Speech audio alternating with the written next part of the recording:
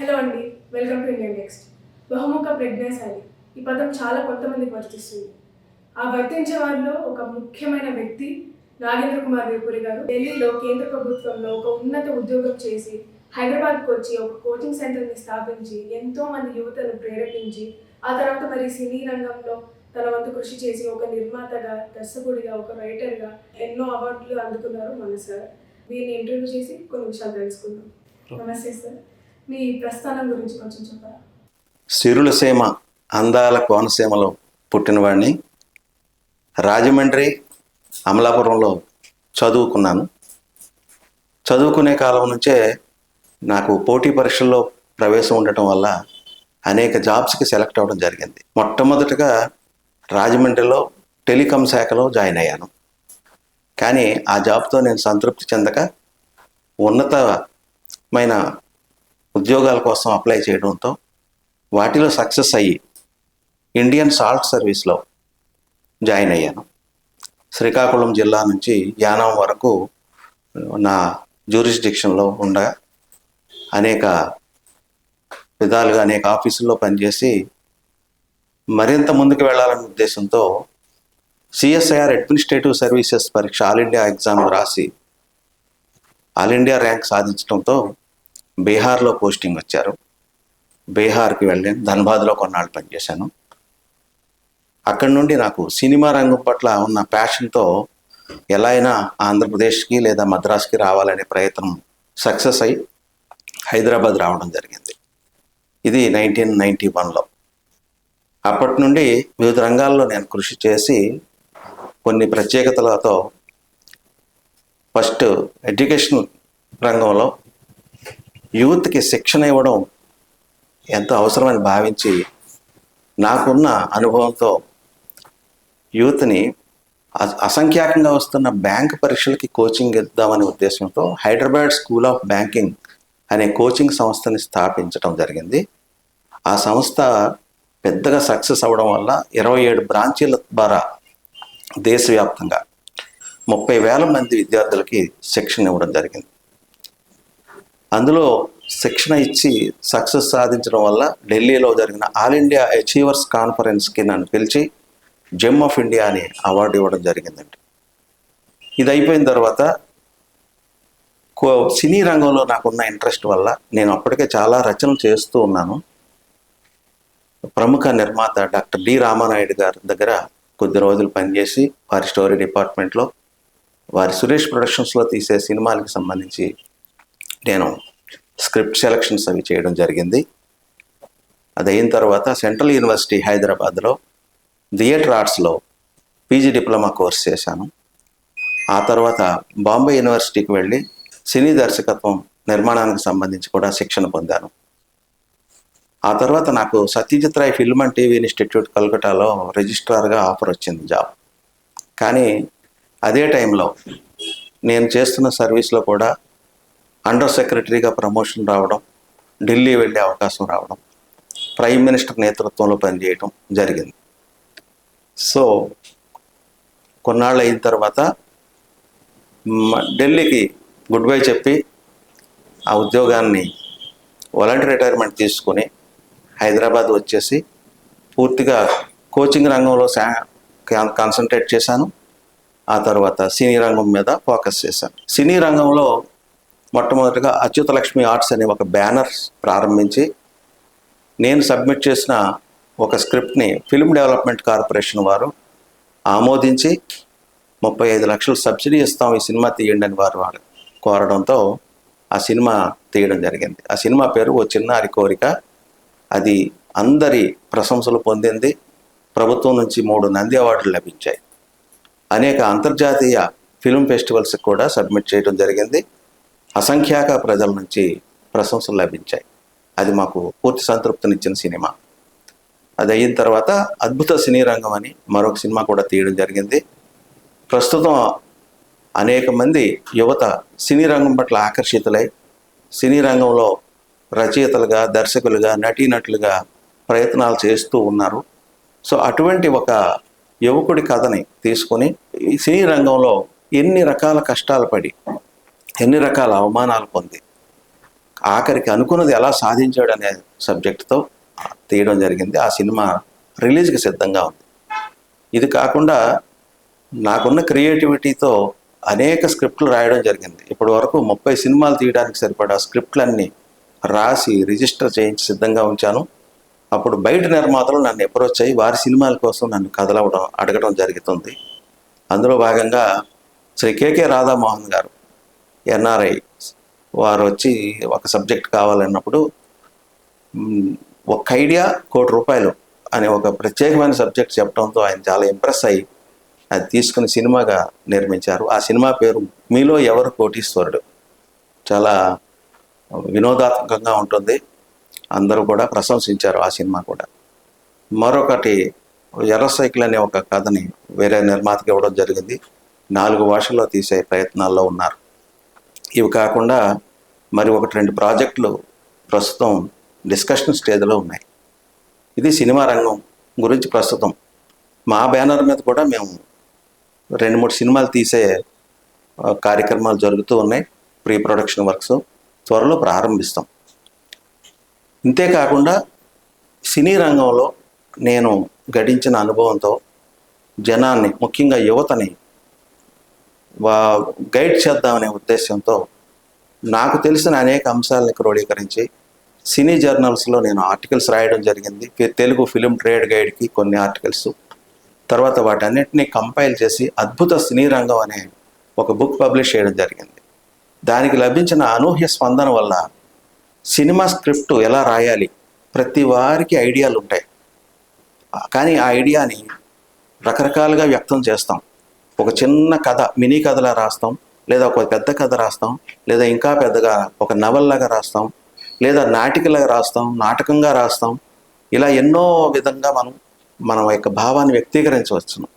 So అలాగా cinema తీయడానికి సరిపడా స్క్రిప్ట్ని ఎలా రాయాలి, నేనేదైతే అనుభవం గడించి ఒక స్క్రిప్ట్ని రాసి ఫిల్మ్ డెవలప్మెంట్ కార్పొరేషన్ వాళ్ళ అప్రూవల్ పొంది సినిమాగా తీశానో, నా అనుభవాన్ని అందులో వ్యక్తం చేస్తూ ఒక అంశాన్ని, ఒక చిన్న పాయింట్ని పెద్ద సినిమా తీసే విధంగా స్క్రిప్ట్ని ఎలా డెవలప్ చేస్తారు అనేది స్టెప్ బై స్టెప్ ప్రాసెస్ అంతటిని సినిమా స్క్రిప్టు రచనా కళ అనే ఒక పుస్తకం రాశాను.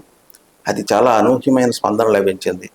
అనేక మంది విశాలాంధ్ర వాళ్ళు డిస్ట్రిబ్యూట్ చేయడం, ఆ బుక్స్ అయిపోవడం, స్టాక్స్ అలా జరగడం వల్ల లభించిన ప్రోత్సాహంతో నేను తెలుసుకున్న అంశాలు బాంబే యూనివర్సిటీలో కానీ సినిమా తీసి కానీ నేను తెలుసుకున్న ఈ దర్శకత్వ శాఖలోని అంశాలన్నింటినీ కూడా కలిపి సినిమా దర్శకత్వం ప్రాథమిక సూత్రాలు, the fundamentals of film direction అనే పుస్తకం ఇంకొకటి రాశాను. అది కూడా నేటి యువత విశేషంగా ఆదరించింది.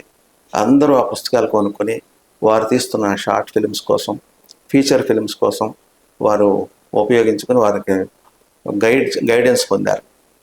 ఇది అయిన తర్వాత ప్రస్తుతం సినిమా రంగంలో నిర్మాతలకి అనేక కష్టాలు ఉంటున్నాయి. ముఖ్యంగా డబ్బులు బాగా సంపాదించి ఇతర రంగాల్లో సినిమా తీద్దామనే కోరికతో ఫిలిం నగర్కు వచ్చిన వ్యక్తులు అనేక మంది సినిమాలు తీసే కార్యక్రమంలో నిరాశపడేలాగా వారు అపజయం పొందుతున్నారు. కొద్ది మంది మాత్రమే సక్సెస్ సాధిస్తున్నారు ఇక్కడ. సో చాలామంది డబ్బులు పోగొట్టుకుంటున్నారు, వారు మోసపోతున్నారు, లేదా వారికి తగినంత పరిజ్ఞానం లేక, అవగాహన లేక సినిమా మొదలు పెడుతున్నారు కానీ దాన్ని పూర్తి చేయలేకపోతున్నారు, లేదా పూర్తి చేసినా దాన్ని మార్కెటింగ్ చేసుకుని రిలీజ్ చేయలేకపోతున్నారు.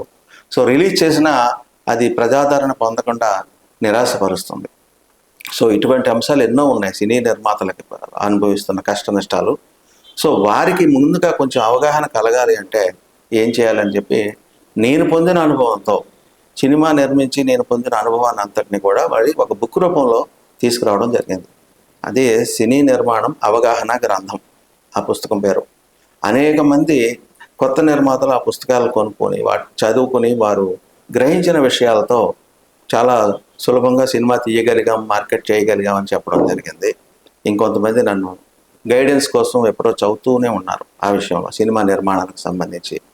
అంటే ఆ పుస్తకంలో ఒక సినిమా తీయాలనుకుని వచ్చిన ఒక కొత్త వ్యక్తి ఇక్కడ ఒక ఆఫీస్ తీసి ఏ విధంగా ముందుకు వెళ్ళాలి, ఒక బ్యానర్ ఎలా రిజిస్టర్ చేయించుకోవాలి, ఒక కథను ఎలా రిజిస్టర్ చేయించుకోవాలి, ఎఫ్డీసీలో ఏ విధంగా రిజిస్ట్రేషన్ చేయించుకోవాలి, ఆ తర్వాత ఆర్టిస్టులని ఎలా సెలెక్ట్ చేసుకోవాలి, టెక్నీషియన్స్ని ఎలా సెలెక్ట్ చేసుకోవాలి, స్క్రిప్ట్ని ఎలా డెవలప్ చేయించాలి, ఆ డెవలప్ అయిన స్క్రిప్ట్ని ఎగ్జిక్యూట్ చేయడానికి ప్రొడక్షన్ ఎలా చేసుకోవాలి, లొకేషన్స్ ఎలా సెలెక్ట్ చేసుకోవాలి, అన్ని రకాలుగా ఒక సినిమాని బడ్జెట్ ఎలా కంట్రోల్ చేయాలి అనే విషయంలో కూడా ఈ నిర్మాతలకి ఉపయోగపడే అనేకమైన అంశాలు అందులో ప్రస్తావించడం జరిగింది. తర్వాత సినిమా తీసిన అనంతరం దాన్ని ఎలా సెన్సార్ చేయించుకోవాలి, ఆ తర్వాత థియేటర్స్లో ఎలా రిలీజ్ చేసుకోవాలి, తర్వాత ఇంటర్నేషనల్గా అనేక ఫెస్టివల్స్ ద్వారా ఎలా ప్రపంచ వీక్షకులకు సైతం మన సినిమాని ప్రదర్శించగలిగి అద్భుతమైన రెవెన్యూలు సాధించాలి అని ఆ పుస్తకంలో వ్యక్తం చేయడం జరిగింది. ఇంతేకాకుండా మన సినిమా నిర్మాణానికి సంబంధించి 24 క్రాఫ్ట్స్ ఉంటాయి. దాంట్లో అనేక మంది నిపుణులు ఉంటారు. వాళ్ళందరితో కూడా అంటే దర్శకుడితో మొదలై కెమెరామెన్, ఎడిటర్, మేకప్ మ్యాన్, ఇంకా కాస్ట్యూమ్స్, ఇలాగ డిఫరెంట్ శాఖలు అన్నింటినీ కలిపి వీళ్ళందరితోనూ ఎటువంటి అగ్రిమెంట్స్ చేసుకోవాలి, వారితో ఏ విధమైన వివాదాలకి తావు లేకుండా, వీటన్నింటికి సంబంధించి ప్రొడ్యూసర్ కౌన్సిల్ నుంచి ఎటువంటి సహకారం పొందొచ్చు, ఫిల్మ్ ఛాంబర్ ఆఫ్ కామర్స్ నుంచి ఎలాంటి సహకారం పొందొచ్చు, ఇలాంటి అన్ని విషయాలు కూడా ఆ పుస్తకంలో ప్రస్తావించడం జరగడంతో అనేక మంది నిర్మాతలు ప్రశంసించారు. సో ఇదంతా కూడా నా సినీ రంగానికి సంబంధించిన ప్రస్థానం. ఇక ముందు కూడా చాలా సినిమాలు ప్లాన్ చేసి ఉన్నాం. ప్రాంతీయ స్థాయిలో, జాతీయ స్థాయిలో, ఈవెన్ అంతర్జాతీయ స్థాయిలో.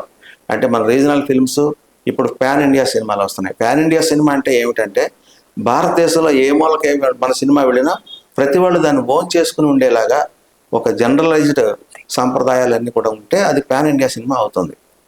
అది మనం తెలుగు భాషలో తీసిన ఇతర భాషల్లోకి డబ్బింగ్ అవడం వల్ల, తమిళం, కన్నడం, మలయాళం, హిందీ భాషల్లోకి డబ్బింగ్ ఆయా ప్రదేశాల్లో అది రిలీజ్ అవడం వల్ల అక్కడ జనాదరణ పొందితే మనకి వ్యాపారం రీత్యా అది అద్భుతమైన సక్సెస్ అవుతుంది. ఇది అంతేకాకుండా పాన్ వరల్డ్ సినిమాలు కూడా ఉన్నాయి. అంటే ఇప్పుడు ఒక సినిమా మేము తీయాలనుకున్నది మారిషస్లో తీయాల్సి ఉంటుంది. అక్కడ మనకి ఆర్టిస్టులు ఎవరు ఉంటారు? ఆఫ్రికన్స్ ఉంటారు, సో యూరోపియన్స్ ఉంటారు, ఇండియన్స్ ఉంటారు. సో వీళ్ళందరితో మిక్స్ చేసి తీసే ఒక భారీ సినిమా అవుతుంది అది. అలాగే మరొక సినిమా లండన్లో, ఇండియాలో కలిపి తీయాలి. ఆర్టిస్టులు కూడా ఇంగ్లీష్ వాళ్ళు ఉంటారు, తెలుగు వాళ్ళు ఉంటారు, అందరూ కలిపి ఉంటుంది. ఒక ఇంటర్నేషనల్ ప్రాజెక్ట్ అవుతుంది.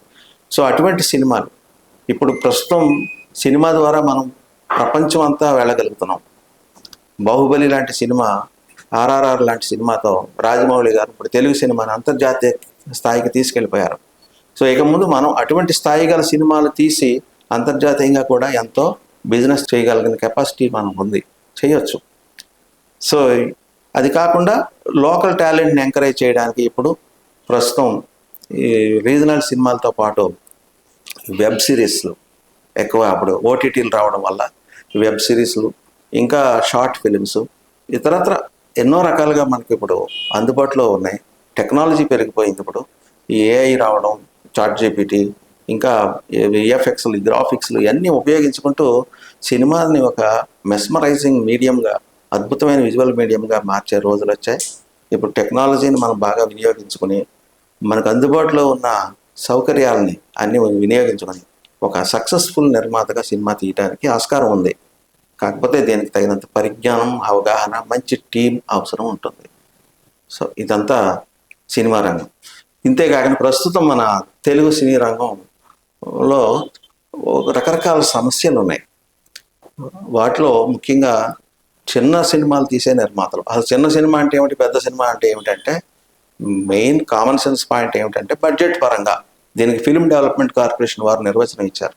అంటే ఇంత బడ్జెట్లో ఇన్ని ప్రింట్స్తో, లిమిటెడ్ ప్రింట్స్తో తీసే సినిమా అది లో బడ్జెట్ సినిమా అవుతుంది. అంటే దానికి ప్రింట్ల నెంబర్ ఉంటుంది, ఒక 20, 30 అని. ప్రస్తుతం తెలంగాణ ప్రభుత్వం, ఆంధ్రప్రదేశ్ ప్రభుత్వం కూడా సినిమా రంగానికి సంబంధించిన పాలసీలు కొత్తగా తయారు చేసే పరిస్థితులు ఉన్నాయి. అవి పూర్తిగా పాలసీలు అందుబాటులోకి వచ్చిన తర్వాత ఇంకొంచెం కరెక్ట్గా వాటి గురించి మాట్లాడుకోవచ్చు. ప్రస్తుతానికైతే ఒక చిన్న సినిమా అనేది రిలీజ్కి సంబంధించి అనేక సమస్యలను ఎదుర్కొంటుంది. దానికి కారణం థియేటర్లో లభించకపోవడం, థియేటర్లో లభించిన ప్రేక్షకుల ఆదరణ పొందలేకపోవడం, ఇటువంటివి. అదే పెద్ద సినిమా అయితే దానికి ఉండే కష్టాలు, నష్టాలు దానికి ఉంటాయి, లాభాలు కూడా అలాగే ఉంటాయి. సో టికెట్ రేట్లు ఎక్కువగా పెంచుకోవటం, ఎక్కువ ఆదరణ పొందటం. సో ఏమైనా కూడా ఈ సినిమా రంగం అనేది ప్రస్తుతం ప్రజలను వినోదపరుస్తూ అద్భుతమైన వ్యాపార అవకాశాలు కలిగిస్తూ భవిష్యత్తులో కూడా వీటిలో సక్సెస్ అవ్వాలని అనుకునే యూత్కి ఉపయోగపడే మీడియం ఈ ఫిల్మ్ మీడియం. విద్యార్థుల పోటీ పరీక్షలు నిర్వహించడంలో మీ అనుభవాలు ఏంటి సార్? వాటికి వచ్చిన సవాళ్ళు, మీరు ఎదుర్కొన్నవి అవేమైనా మాతో షేర్ చేసుకుంటారా? ప్రస్తుతం సొసైటీలో చాలా మందిలో వ్యక్తిత్వ వికాసం గురించి అవగాహన ఉండటం లేదు. విద్యార్థి దశ నుంచే వీరికి ఈ పట్ల ఈ మానసిక వికాసం ఉండాలి, అనేక విషయాలు తెలుసుకోవాల్సిన అవసరం ఉంది. కాకపోతే ఇప్పుడు విద్యా వ్యవస్థలో ఉన్న లోపాల వల్ల చాలామందికి ఎక్స్పోజర్ తక్కువగా ఉండటం వల్ల కొన్ని విషయాల్లో వెనకబడి ఉంటున్నారు. సో వాటికి సంబంధించి ఆ లోటుపాట్లన్నీ భర్తీ చేసేందుకు మాలాంటి వాళ్ళు కొంతమంది శిక్షణ ఇవ్వడం జరుగుతుంది. ముఖ్యంగా విద్యార్థులకు సంబంధించి అనేక రకమైన ఒత్తిడిని ఎదుర్కొంటున్నారు. ఆ ఒత్తిడిని నివారించడం ఎట్లాగా, అలాగే చాలామంది యువత ఎడ్యుకేషన్ పూర్తి చేసిన తర్వాత ఉద్యోగాలకు సంబంధించి చాలా పెద్ద పోటీని ఎదుర్కొంటున్నారు. ఎందుకంటే లభిస్తున్న ఉద్యోగాల సంఖ్య తక్కువ, ఈ అభ్యర్థుల సంఖ్య చాలా ఎక్కువ ఉండటం వల్ల కొద్దిమంది మాత్రమే సక్సెస్ అవుతున్నారు.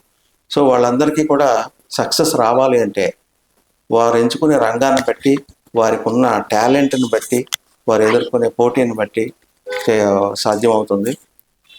సో నేను యువతకు బోధించిన అనేక అంశాలు ఏమిటంటే, ముఖ్యంగా సక్సెస్ సాధించాలంటే ఎలా, ఇందులో నేను SSS ఫార్ములా ఒకటి ఇంట్రడ్యూస్ చేస్తాను. First stands for self analysis.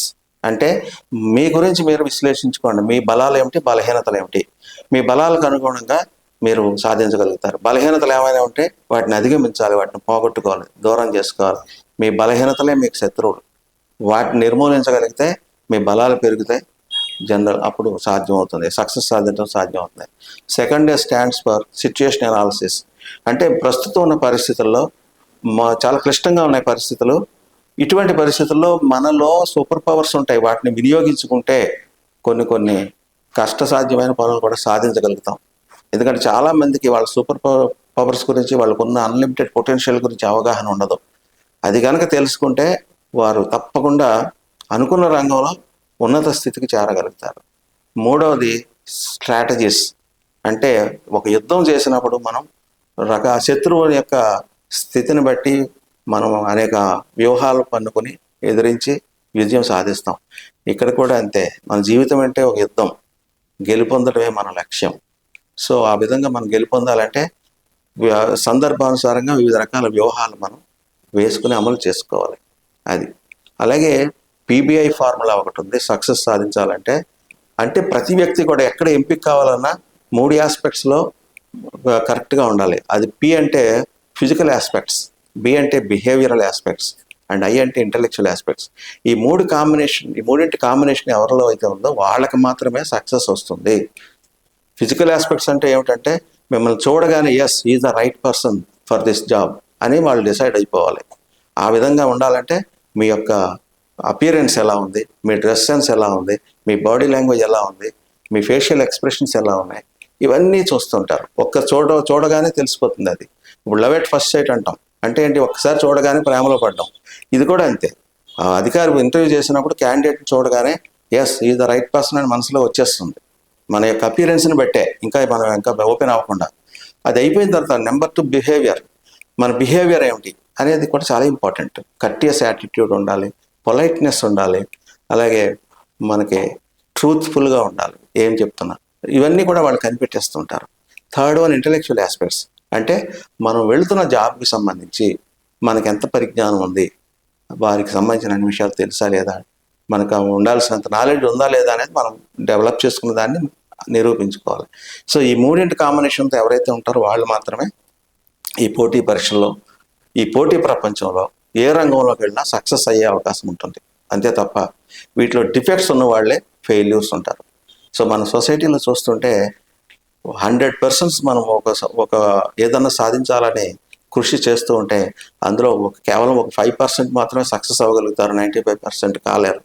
అసలు కారణాలు ఇవన్నీ ఉంటాయి. ఇంకా ఈ ఆస్పెక్ట్స్లో ఇంకా చాలా విషయాలు ఉన్నాయి. ఈ ప్రస్తుతానికి ఈ ఇంటర్వ్యూలో ఎంతవరకు ముగిస్తున్నాం. ఈ పర్సనాలిటీ డెవలప్మెంట్ రిలేటెడ్ మ్యాటర్స్లో so the secrets of success అనేది చాలా ఉన్నాయి, ఇంకా చాలా ఉంటాయి విషయాలు.